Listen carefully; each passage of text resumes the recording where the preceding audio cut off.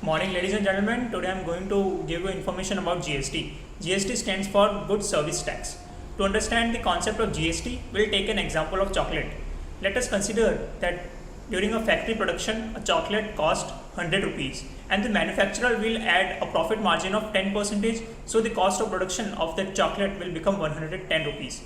Now the manufacturer will add an excise duty of 12% and a VAT. VAT stands for value added tax of 12.5%. Now the chocolate will be transferred from manufacturer to the wholesaler. Now the wholesaler will add a profit margin of 10% and a VAT of 12.5%. So the final cost of the chocolate will become 171 rupees. Whereas after the implementation of GST, on the cost of production, 12% GST has been added. The percentage of GST may vary from products to product. And now the wholesaler will add a profit margin of 10% on the base price of that chocolate, which was 110 rupees, not on that price which is considered after the implementation of GST, after the addition of GST.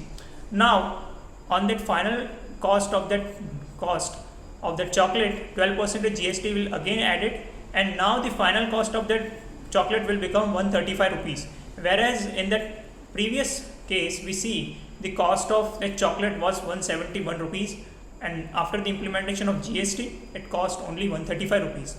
When we talk about the benefits of GST, we don't have to pay taxes again and again on the same product. Second advantage is that the cost of the product reduces gradually, and the third advantage is that for a trade within a state, we don't have to pay taxes again and again. Fourth advantage is that black income generation is being curbed by GST. Fifth benefit is that any manufacturer or any businesses can claim the tax credit, and it will help them to pay less taxes in future. When we talk about the disadvantages of GST, first disadvantage is that some industries which were not at all paying GST earlier now have to pay GST. For an example, gaming industries now have to pay GST of 28%, whether you are playing a game of skill or a game of chance. Game of skill includes the games in which you are applying your brain, whereas in the game of chance, it may include games of gambling.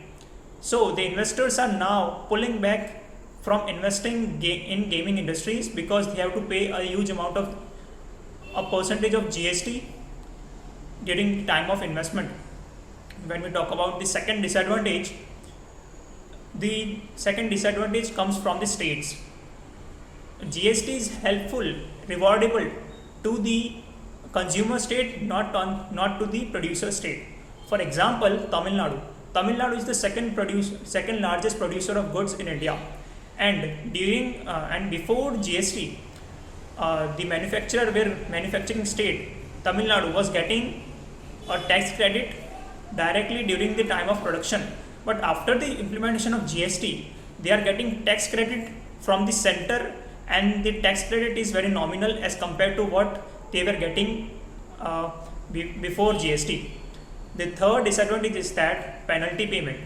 If you are a manufacturer, an honest manufacturer who is paying GST timely, and if your wholesaler and your retailer is not at all paying GST, then you cannot also avail the tax credit, because the GST chain between manufacturer, wholesaler and retailer is being disturbed, is being broken. At last, what is the role of ourselves as a citizen? We should check on GST, that how it is helpful in development of the producer state, not on the consumer state. Because if a producer state is getting a huge amount of losses, then the investors will pull themselves back, and in the same time, the consumer state will become lavish and will use the goods unnecessarily.